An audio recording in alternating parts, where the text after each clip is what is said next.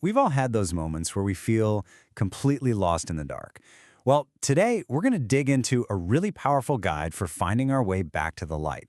It's based on some timeless wisdom, and honestly, it might just change the way you think about hitting the reset button. Think about it. Have you ever been home when the power goes out at night?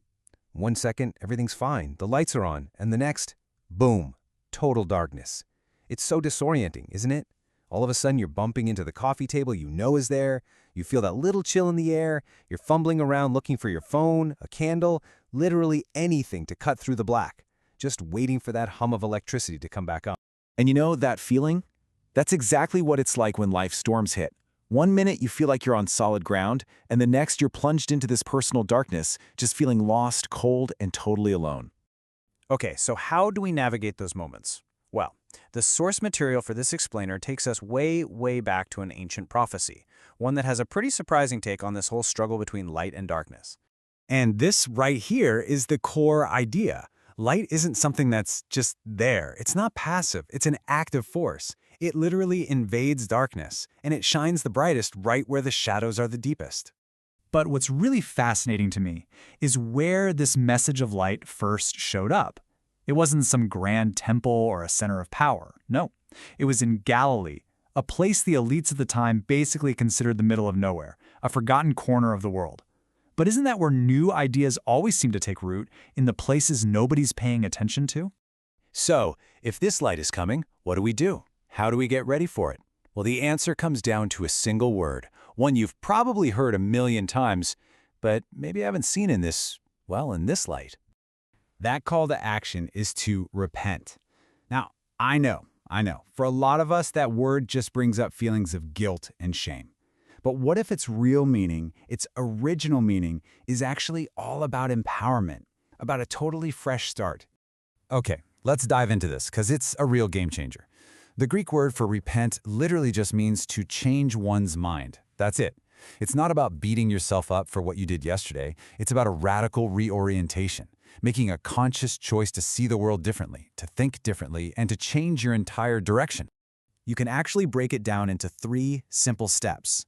First, there's that mental shift. You just decide to think in a new way. Second, that new way of thinking naturally leads to a change in your behavior, in your actions. And third, with those new actions, you start walking down a whole new path, one that leads toward the light instead of away from it. And if you want a really dramatic example of this, just look at the story of St. Paul. This was a guy who was actively fighting against the light. I mean, he was hunting down the early Christians. Then, bam, on the road to Damascus, he's literally struck blind by this incredible light from the sky. He spends days in total darkness, completely helpless, until one of the very people he was trying to destroy comes and heals him.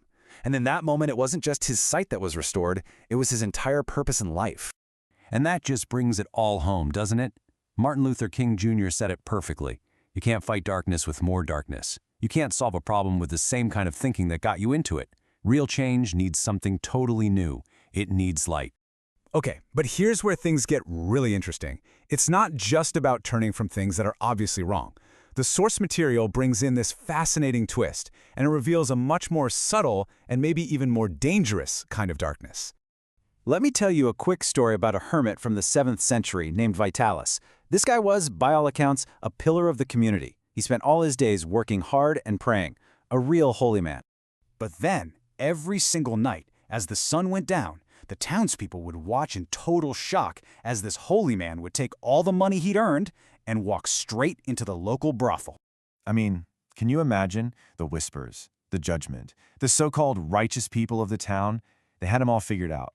He's a hypocrite, right? Living a double life. What else could it possibly be? Well, after Vitalis died, the real story finally came out. And it was just, wow. He'd never touched any of those women. Instead, he would give them all his wages for the night so they wouldn't have to work. He'd just sit with them, talk with them, tell them they were loved, and slowly but surely, he helped them find totally new lives. He was bringing light to one of the darkest places in his city. And this is the whole point of that story, really. It shows us there are 2 kinds of darkness. Yeah, there's the darkness of immoral behavior, but then there's the darkness of moral self-righteousness. You know, the kind of darkness that judges and condemns without ever trying to understand. And in doing that, it casts its own long shadow. So that's a lot to think about, right? How do we actually become a source of light and not fall into that trap of judgment ourselves?